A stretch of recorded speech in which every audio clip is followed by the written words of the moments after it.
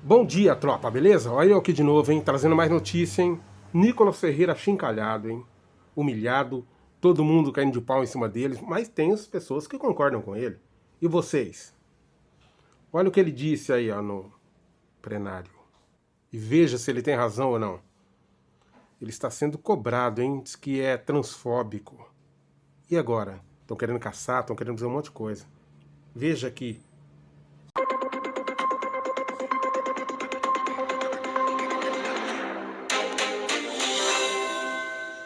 Peruca na cabeça teria sido menos polêmico. Mas eu quero te fazer uma pergunta.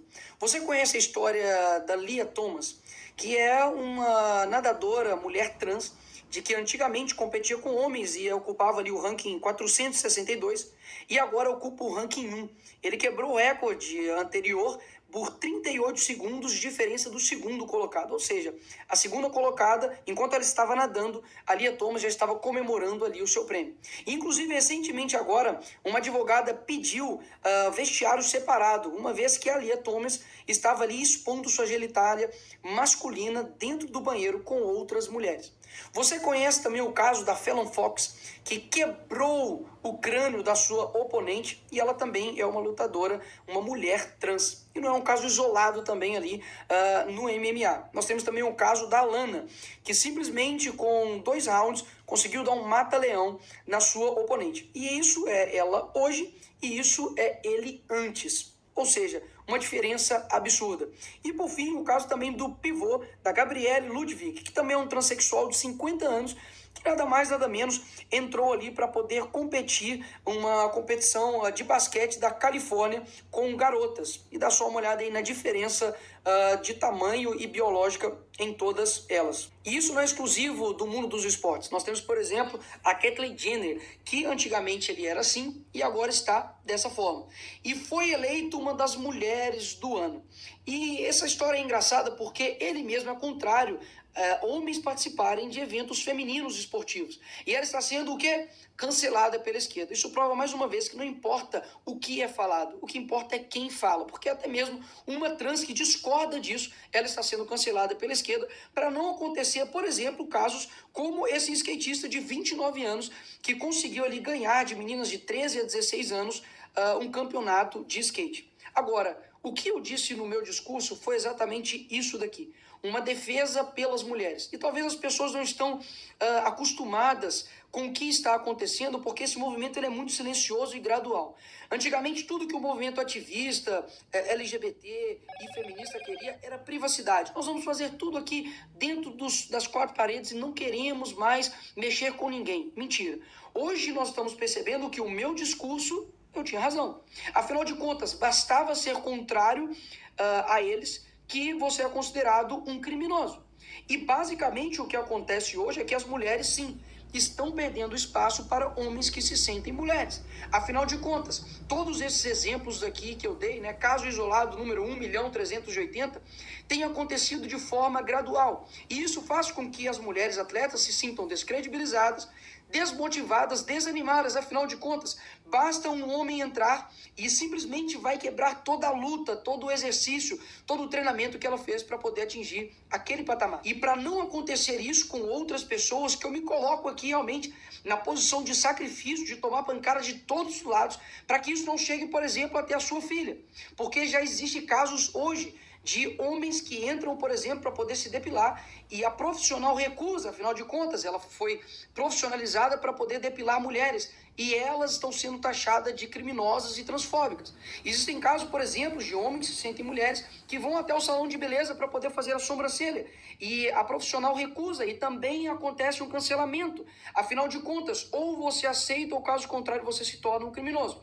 E o que mais assusta em toda essa história é que de fato eu utilizar uma peruca para poder elucidar um exemplo daquilo que está acontecendo, ou seja, um princípio que eu me sinto, eu me torno, para mostrar o quão perigoso é isso e quantas brechas podem acontecer, por exemplo, de um homem se sentir mulher e entrar dentro do banheiro da sua filha, dele entrar no banheiro ali da academia e acontecer ali alguma tragédia. As pessoas colocam isso como se isso fosse pior, por exemplo, do que de fato está acontecendo. Nós temos uma perda do espaço das mulheres para todo um ativismo, bem gradual, bem silencioso, mas muito efetivo. E o que anteriormente era somente uma vontade de lutar por direitos, hoje, na verdade, o desejo da pessoa se torna um dever para o outro. E pior, ele tem que se tornar, inclusive, uma lei. Caso contrário, você será sancionado. E ainda tenho que ver ainda parlamentares, judiciários, todos sistematizados para poder, por exemplo, cassar o meu mandato ou aplicar ali uma sanção judicial. Isso beira a infantilidade. Afinal de contas, o artigo 53 me dá total liberdade para palavras, votos e opiniões ali na tribuna. Ou seja, o que eles estão querendo fazer é uma retaliação para poder tentar me parar e poder colocar panos quentes no posicionamento conservador. E se eu não me coloco nessa guerra para poder atacar e dizer aquilo que eu penso, sabe o que eles vão fazer? Eles vão ir nos silenciando e colocando uma espiral do silêncio até que todo mundo tenha que aceitar. Caso contrário, vai acontecer essas coisas aqui que já estão acontecendo. Confeitaria condenada a pagar 336 mil por se recusar a fazer bolo em apoio ao casamento gay. Aqui no Rio de Janeiro, um pastor é acusado de homofobia por se recusar a fazer casamento. Nos Estados Unidos, a justiça determina que fotógrafa cristã não pode recusar casamento gay. Justiça obriga designer cristã a fazer sites de casamento gay. Todos os outros movimentos que já passaram anteriormente na humanidade, nunca, nenhum deles quiseram a aprovação de todos. Mas o ativismo LGBT, e repito aqui, é o ativismo mais persecutório que existe. Ou você concorda, ou caso contrário, você deve ir para a cadeia. Cadeia que, inclusive, não pode abrigar menores que cometem estupro, latrocínio, roubo, mas pode abrigar um deputado que está no seu exercício. E quanto aos parlamentares que querem aí ganhar os seus likes, a sua fama em cima do que aconteceu, para pensar em quem de fato defende a liberdade. Eu fui atacado, por exemplo, de pedófilo publicamente por um parlamentar que está dentro desse Congresso. Eu, por exemplo, fui atacado dizendo que um vídeo de um ator pornô era eu, publicamente, e não houve absolutamente nenhum tipo de retaliação por parte da esquerda com este deputado. Ou seja, a gente está numa guerra e eu venho aqui colocar para todos vocês que eu não sou covarde. Eu não vou simplesmente dizer para as pessoas de que eu estou ali querendo ser pacífico, porque um apaziguador, ele é uma pessoa que conversa ali com o crocodilo para ele ser o último a ser comido. E muitas pessoas acabam não tendo contato com essa matéria. E aí eu te pergunto, quantas pessoas agora vão ver esse vídeo? Quantas pessoas viram o meu discurso e viram que eu de fato estava defendendo as mulheres? E talvez nunca tinham tido acesso a esse conteúdo. Nós estamos vendo, por exemplo, propagandas como a Apple, como a Hershey's, colocando homens que se sentem mulheres no lugar das verdadeiras mulheres. E ninguém dá absolutamente um pio a respeito disso.